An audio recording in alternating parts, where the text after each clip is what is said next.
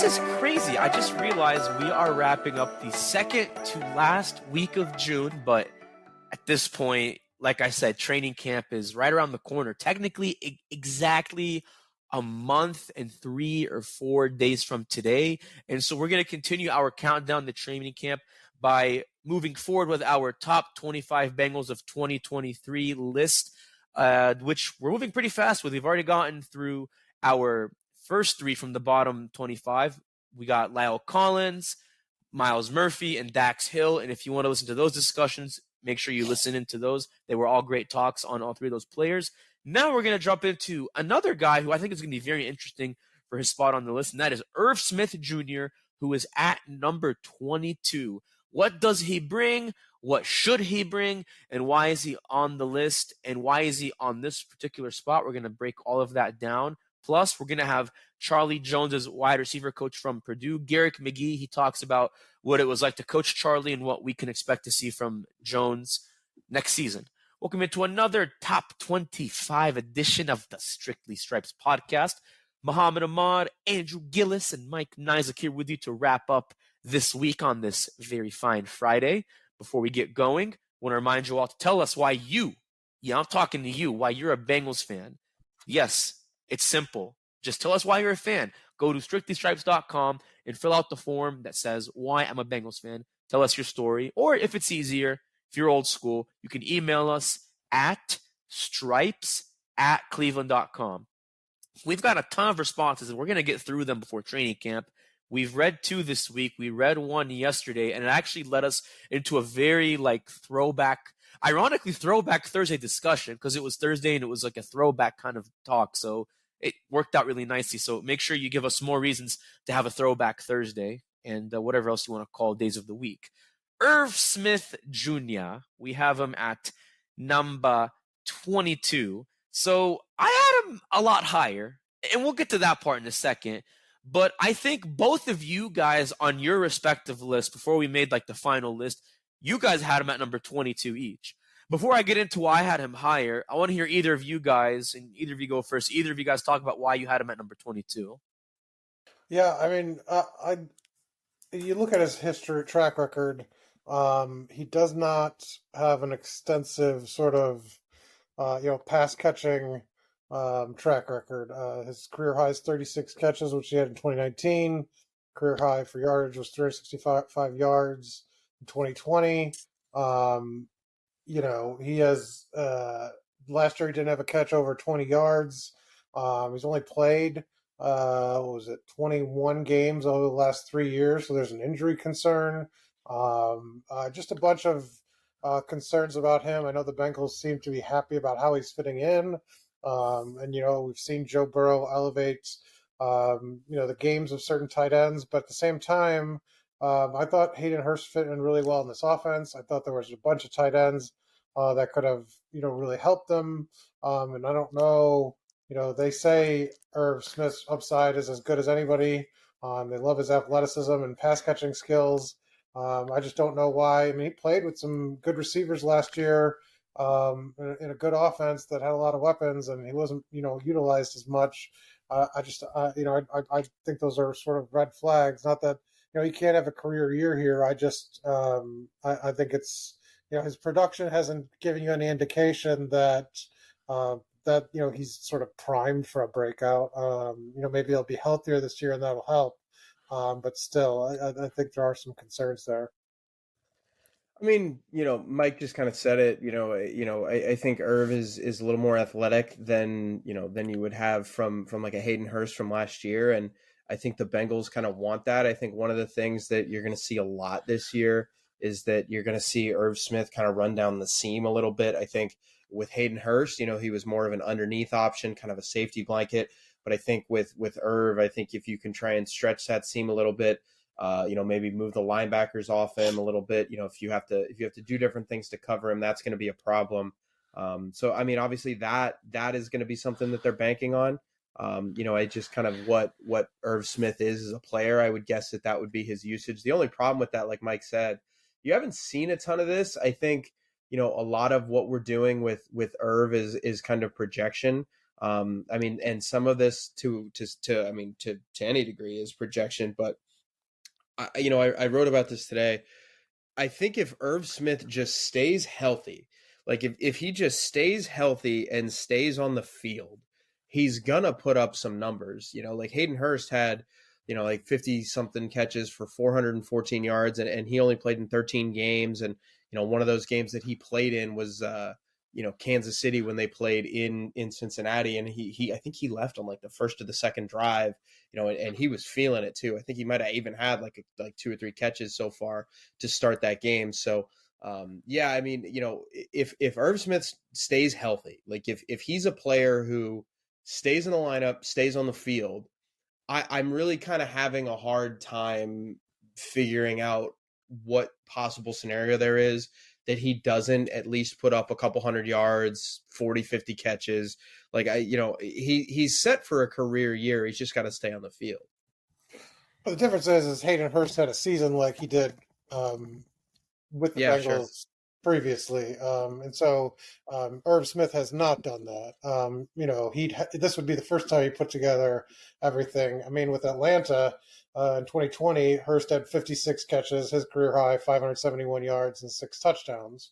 If he'd played all 17 games, he might have reached both those marks. I mean, he was only 4 catches away from his career high. Yards per catch was a little down, but he had averaged, in that first 3 years of his career, well over 10 yards a catch, was a deep threat at times. I mean, had, some really nice longer catches. And Irv Smith just had, I don't know if it's just that they just, why, if he was so capable of that, why just Minnesota just didn't do that?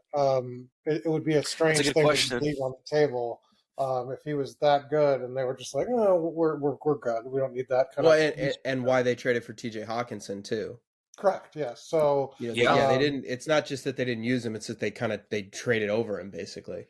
Yeah. So I mean, the Bengals obviously could view it different and rehabilitate his career and give him a newfound use him in different ways to show how valuable he can be. But it'll be interesting. I mean, obviously this offensive coaching staff has done that before, but it is. I think that's why where he is on the list. Yeah, I mean, you could say it's a little bit of experimentation because, like they tried it out last year. I mean, obviously Hayden Hurst, like you said, had better stats and was a much more seasoned veteran. He had 2 more years of experience under his belt. Yeah, with a year or 2 more of experience under his belt in Baltimore and Atlanta before he came to Cincinnati. Whereas with Smith, I mean, rookie year, didn't really do much. Like this was 2019. Had 36 catches, over 300 yards, and 2 touchdowns, most of which didn't really make an impact. Like they kind of came late in the season when it didn't really matter. And then 2020, same thing, wasn't used that much. Stats are similar. And then, the last 2 years, he's just been hurt a bunch. Like he didn't even play his entire 2021 season because he had a torn meniscus. And then 2022, he missed half the season because he had an ankle injury midway through the year against the Arizona Cardinals. So they activated him for the playoff game against the Giants, but he had 1 catch. And it was a 3-yard touchdown, so I'm not going to underwrite it, but that's it.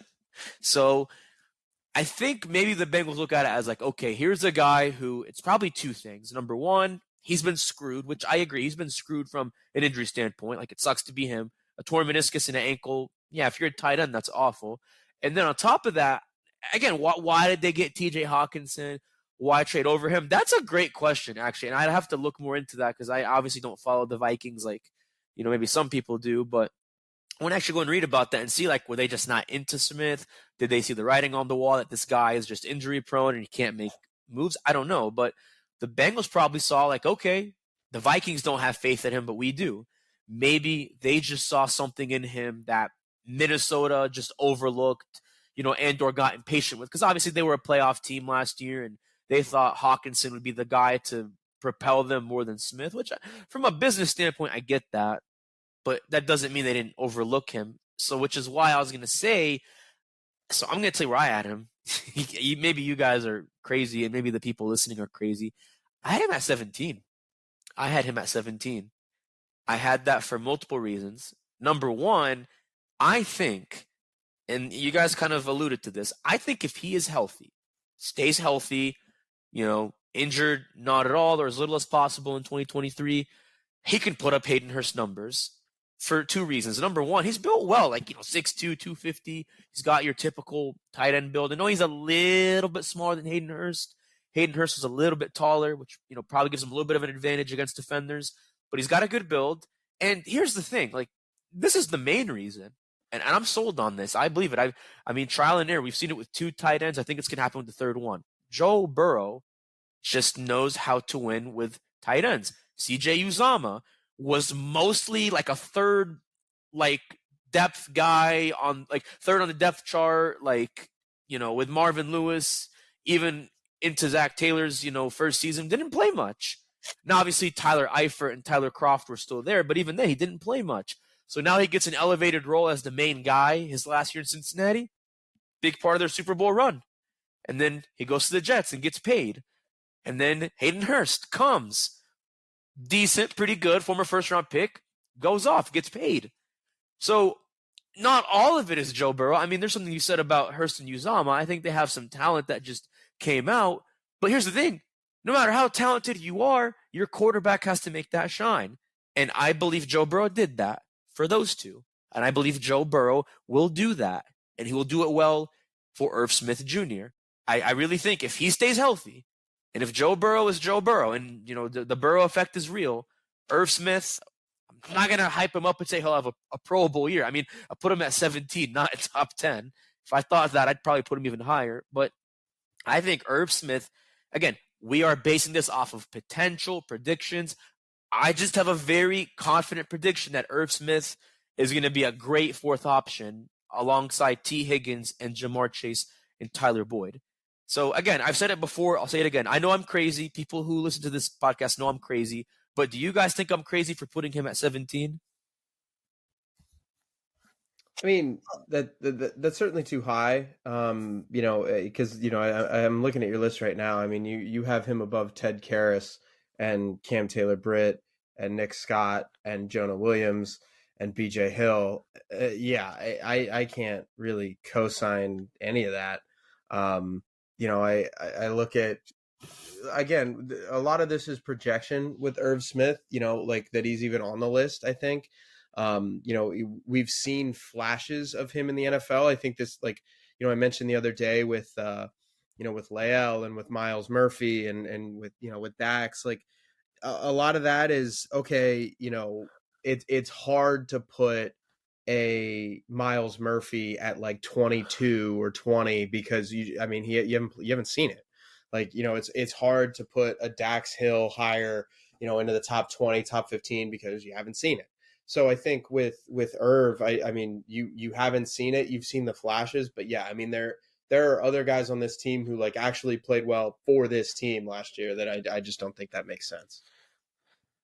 Yeah, I agree with Andrew. I mean, do you have a specific take that Andrew didn't have though? Was it everything he said, or is there something more to it? With at least the guys I had between 17 and 22. What do you think of that? Yeah, I mean, Irv Smith should be lower than all of them. I mean, they're all. Other than maybe Nick Scott is sort of a coin flip. Other than that, I think that all those should be higher than Irv Smith. I guess now that I think about it, Karras and Williams, yeah, I think they should have been above him. Yeah, because I had Jonah Williams so that's who I had at I had him at 21. I had B.J. Hill at 22. Yeah, B.J. Hill and Jonah Williams definitely could have been a spot higher. And then, yeah, you can swap out Irv Smith for Nick Scott. Maybe 20, 21 would have been better. I think now that I think about it, maybe that was a little too high. But again, that's with respect to Ted Karras and Jonah Williams. But I think when I made this, I just don't know. I wasn't very sold on Jonah Williams because I just don't know if he'll be good at right tackle. And we'll talk about Williams later, without giving away his spot on the list. But I just don't know if he'll be that good.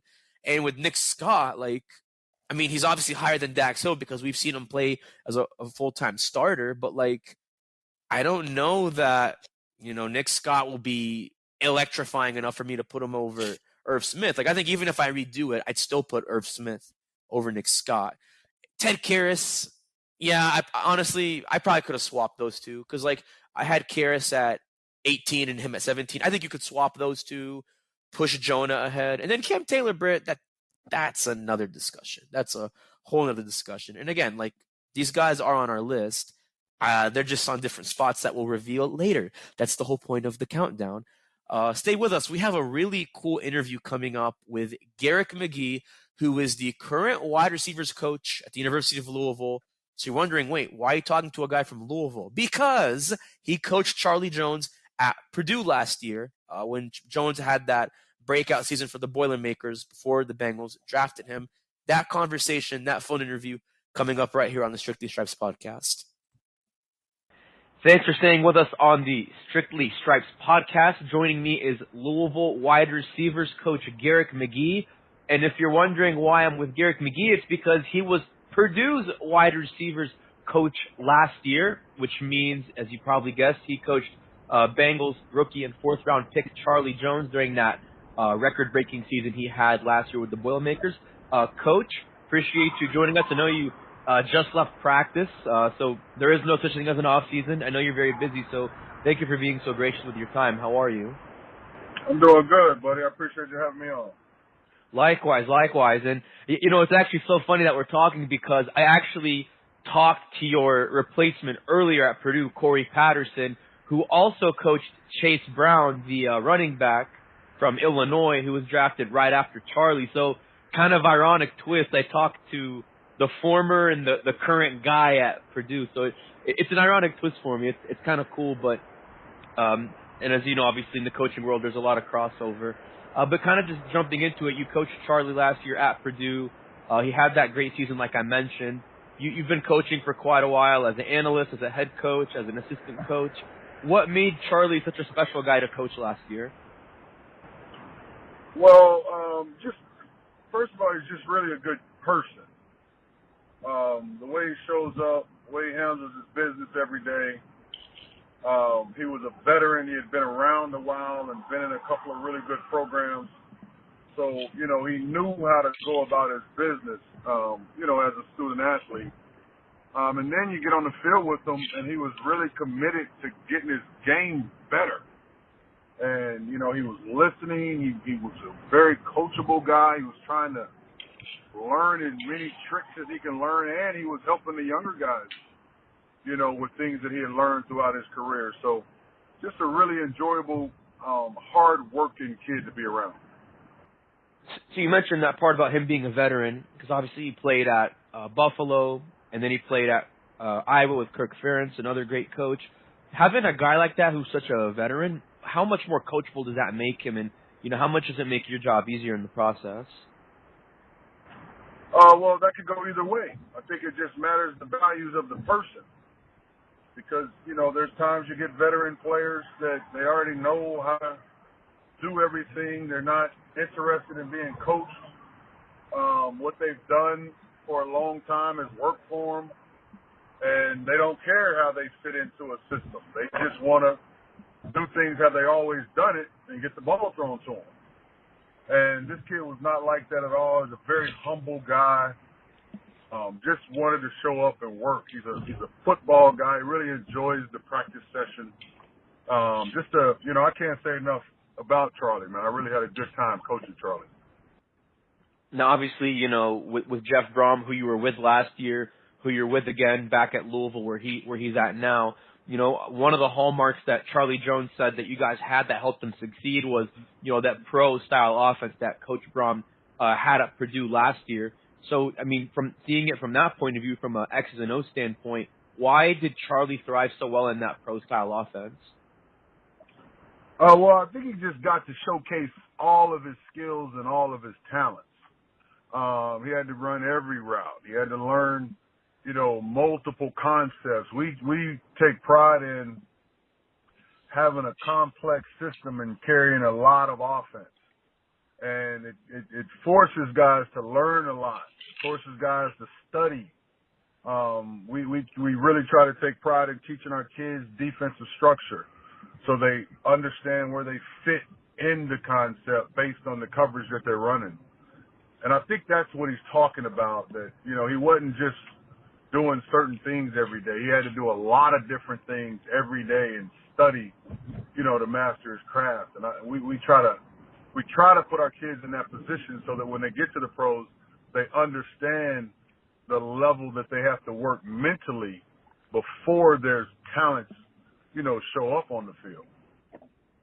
You know, speaking of a pro offense, as a former quarterback yourself for Oklahoma, you know, you could probably relate to Joe Burrow, who has Jones as one of his new weapons, you know, a new depth piece behind T. Higgins, Jamar Chase, and Tyler Boyd.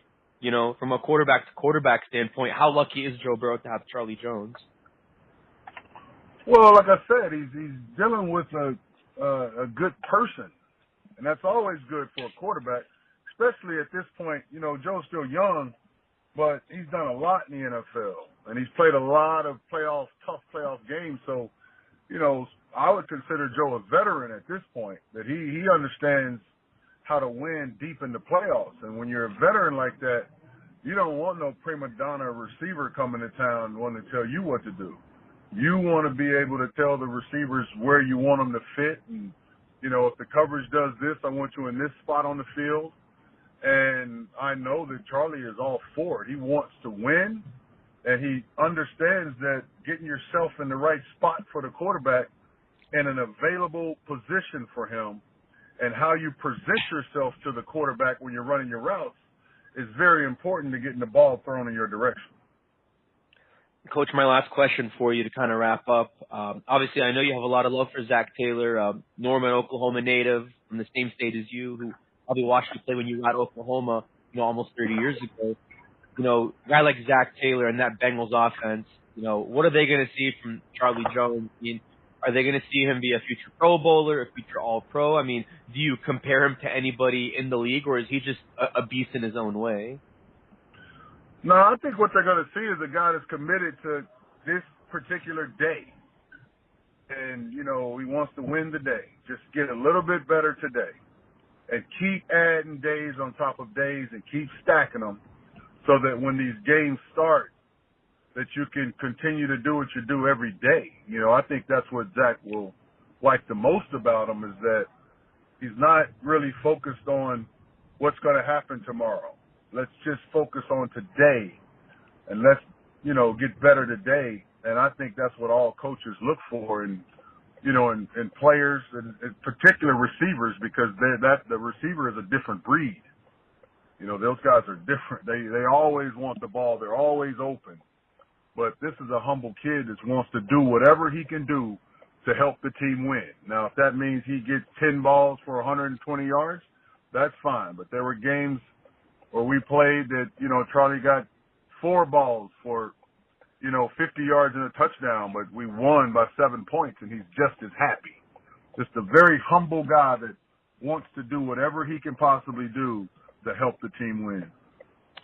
Very humble guy, coached by a very humble coach.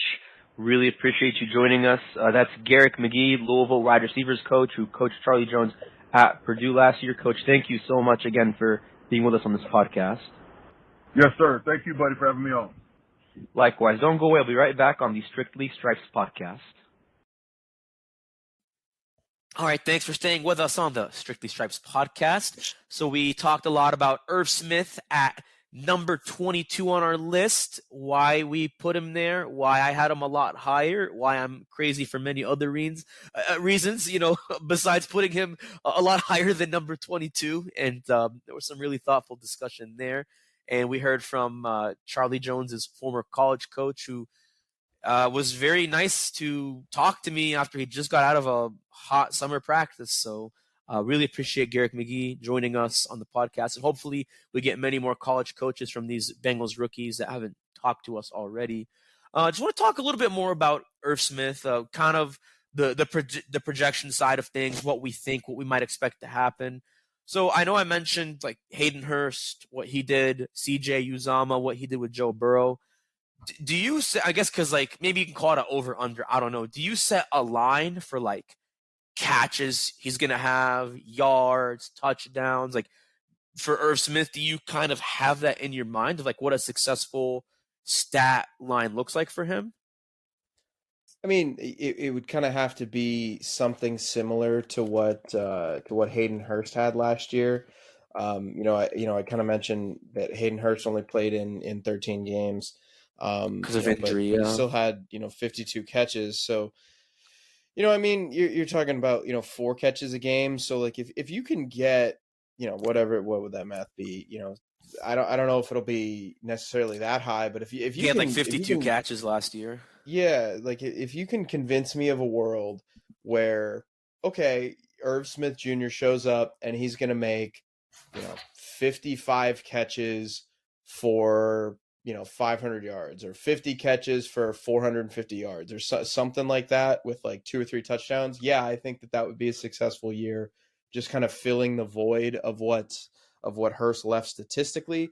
I also think, just because, not only do you need kind of that void filled specifically and statistically, you're also going to have Charlie Jones in there. So if you can get that same level of production from Irv Smith, I think that means good things for the offense. But he also adds a different dynamic, I think, than Hayden Hurst gave you. So yeah, if you can just get him to be essentially Hayden Hurst, I think he gives you a little bit more of a dynamic that you didn't have last year. And the receivers are deeper than they are last year.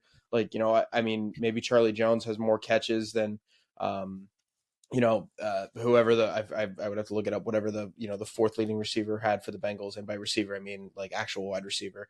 I guess So it would be I just think that if you can Trenton get Irwin, I think it would be Trenton Irwin, or like, no, it'd be Hayden Hurst and then yeah, Trenton but like Irwin. the stats weren't, but either way, the stats are not very significant. Like if you can get, a boost in kind of your depth there, and then Irv Smith to replace Hayden Hurst, I think you're feeling pretty good.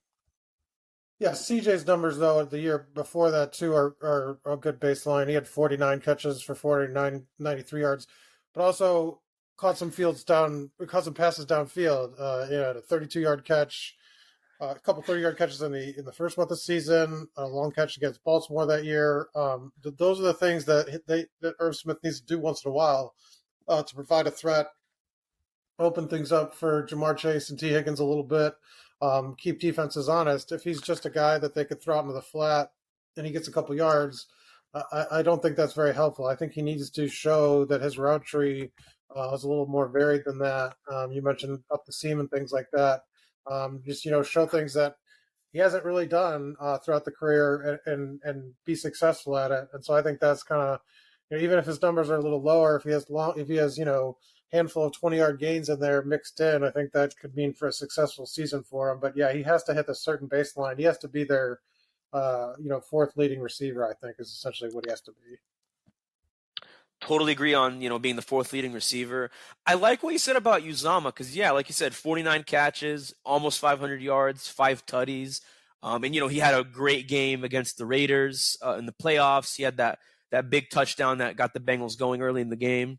And, remarkably fought back from like an ankle injury against the Chiefs to, briefly appear in the Super Bowl, which, that was grit. That was definitely grit. I think a lot of Bengals fans will remember that about C.J. Uzomah before he went to the Jets. I like that. Like I said, because I think with Uzomah, he kind of had to claw his way to that point. Like, you're talking about a guy who was mostly a third string backup up until he became the starter, obviously. Kind of reminds me more of Irv Smith, except obviously Smith had more injuries and came from another team. But, Uzomah actually tore his Achilles the year before during Joe Burrow's rookie season. Like, I think it was only in week 2 against the Browns. So he came back and did that, which is kind of like Irv Smith coming back from 2 injury-ridden seasons. If he can put together a season like that, oh yeah, he'll be set. Whether he wants to stay in Cincinnati or go elsewhere like the other 2 predecessors did, he's set. But speaking of which, I mean, we talked about this before the draft, and I'm kind of curious about your thoughts on this. Like, let's assume Smith hits either line projection that we have set for him. Could you see a situation where the Bengals are like, hey, we want to keep you around? And Smith is like, hey, I want to stick around. Or do you think he just treats it like a rental and goes somewhere else? Like, I just wondered, like, do you think that's what he had in mind, is I'm going to come and then leave, or I'm going to come and leave and then maybe I might actually like it here and say I'm going to stay instead? Like, what do you think the strategy is behind it? Like, do you like the strategy of like renting tight ends? Like, should they keep him? Is it a feasible solution? Like, what do you guys think? I think it's a fine strategy. I just think it's really risky. It's a little, I would kind of equate it to like, going into the transfer portal heavily in college football. Like, you can do that. You can portal your way out of trouble in college football, but if you miss, you're in trouble. And, Right. I mean, Miles Murphy was, I think, we all agree was a good pick. But you start to wonder, okay, well, what if DJ Turner wasn't the pick, and what if they had drafted a tight end? Would you feel safer there, considering that you've got somebody to grow into that position? Because if Irv Smith isn't what you want him to be, or he gets hurt or whatever, then you're kind of up a creek. So I mean, I think it's a good strategy for Irv Smith. I mean, if you were to pick a team, I mean, this would be the one. It's a great offense. It's a team that needs a tight end. It's a team that that can win a Super Bowl. That makes sense for him. For the Bengals, it does make sense in a way to kind of to try and take a flyer. I think they actually should have still drafted a tight end. But I just look at the strategy of this, and it's risky, because if you don't have a good year from Irv Smith Jr., then you're going to have a lot of questions about what's going to happen at tight end, because then I mean, what do you have at tight end? You don't really have a solid backup option there. Yeah, I think the risk is that they signed an injury-prone guy and didn't really do much behind him. I mean, they re-signed Drew Sample, and they just don't have anybody that I would call a danger in the passing game behind him. So, fine with not. I think they could have just done more, whether it was drafting or signing another guy. I mean, I know they didn't have tons of money, but you're just leaving yourself open. Like Andrew said, it's a risk just because if he gets injured, I think you're going to have to obviously sign somebody that could play, because I don't think you want Drew Sample handling sort of the bulk of the work in the passing game. Decent enough blocker, but just not enough there to feel comfortable, I think, going in the season with a guy who, like I said, has only played 21 games the last 3 years. Yeah, and then that leaves you with Devin Asiasi, who probably only had like 2 catches last year, and then Tanner Hudson and Nick Bowers, who are both in the practice squad, who haven't. I mean, I think Hudson, he was the one who came from Tampa Bay when he was with Brady in that Super Bowl season, but like even then, he was still a backup. I don't know if Bowers has ever actually played an NFL snap, so not the best depth. And obviously, you don't have Mitchell Wilcox. That ship has kind of sailed. They didn't extend his franchise restricted tender, the unique situation he had. They didn't extend it to him. So, yeah, that's tough. And like they passed on a tight end in the draft, so they're pretty sold on Irv Smith. But yeah, I mean, I would think if it doesn't work out, like you said, if they go into the transfer portal like they did with Smith and it doesn't work out, I think either you sign a guy long term in free agency next year, or you go back into the draft and say, all right, where's our Tyler Eifert? Where's our, C.J. Uzomah, our in-house guy that we're bringing in? Because like you said, I mean, it worked with Hurst, it could work with Smith, but like you need long-term continuity, because you can't I mean, there's luck that's involved. Like you just can't keep getting lucky that you'll find the next Irv Smith or you'll find the next Hayden Hurst. Like sometimes the market changes. You might not have that next year. Like you'll have tight ends in the market, but are they as good as you want them to be? I don't know. The market changes. It's a marketplace, so it comes and goes. Supply and demand, baby. That's economics 101. Final thoughts from you guys. I know I've talked this to death, but I don't think the players have talked this to death because they're talking about it. Bengals, Chiefs. We are still almost exactly 6 months. I guess 6 months and a week away from the Chiefs and the Bengals squaring off on New Year's Eve. And these guys are acting like the game is tomorrow. We talked about Tyler Boyd saying they one-upped the Chiefs by signing Orlando Brown. And then you have Joe Burrow conceding, okay, Pat Mahomes is the best. Jamar Chase disagrees with that. Then Pat Mahomes has something to say about that. And then Travis Kelce has something to say about that. And then Jamar Chase has something to say about that on his Instagram. So this is not going anywhere. Not even close. We have a long way to go before week 17. Do you feel like maybe this rivalry, though, is being overinflated because of all the chitter-chatter? I know you guys have given your takes on this. We did a whole podcast on this like 2 months ago, but are the players maybe reading too much into this rivalry when they should be worried about getting ready for week 1? No, I mean it's the middle of June, or I guess the end of June. Like, I mean, what? I mean, this is the off season for these guys too, and I mean, this is when they're on break, and this is when they don't really have to worry about football or anything like that. And I mean, this is when they're at their, I guess you could say that their guards are down a little bit, and they're relaxing. And I mean, yeah, I mean, I think it's fun. I think a lot of people get all huffy puffy whenever guys talk about I can't believe that he said this, blah, blah, blah, blah, blah. And then, the same people will turn around and complain that the guys are too boring, that people are, True. He doesn't say anything, or, he just says a lot without saying anything important. Like, True. I think that you can't really have it both ways. So, I mean, I think it's fun. I think it makes, I mean, I think it makes for fun storylines. I think, a couple of years ago, the Chiefs Bills kind of looked to be the next big one in the NFL, and I think Chiefs Bengals has pretty well supplanted that by this point. Mm. I also don't think that this is pretty weak stuff. I mean, it's it's not exactly like crazy. A tweet True. here, comment here on a podcast. Just bulletin board material, just the basics. I don't even think it's that. I mean, I don't even think it rises to that level. I mean, bulletin board's personal. Earlier this season when the Chiefs guy, Jalen Reed or whoever it was, Justin Reed. Justin Reed. I just did what he did. Getting those guys mixed up. Well, on purpose and sort of, laughing about it and doing that. That's sort of taking a shot, saying, oh yeah, well, I think my guy's the best. I mean, it's pretty tame. Yeah, and then what did Jamar Chase call him? Tuna in a can. It was so. That's so funny to me. But I think the best response I've seen was, and you guys will probably agree, like when Patrick Mahomes tweeted the picture of "That's who," when Jamar Chase said "Pat who," that's who, and he's got 2 rings on his fingers. That was Petty Mahomes in full force. Like, love or hate the guy, that was very well done. Very well done, Pat Mahomes. Stay with us next week. We're going to continue our top 25 countdown, have some more special interviews on deck for you guys with these discussions. This has been a lot of fun. We're going to read more Bengals fans' responses and tie it into our own personal experiences as sports fans and sports reporters. So we appreciate you guys filling those out. These are great. Seriously, keep them coming in.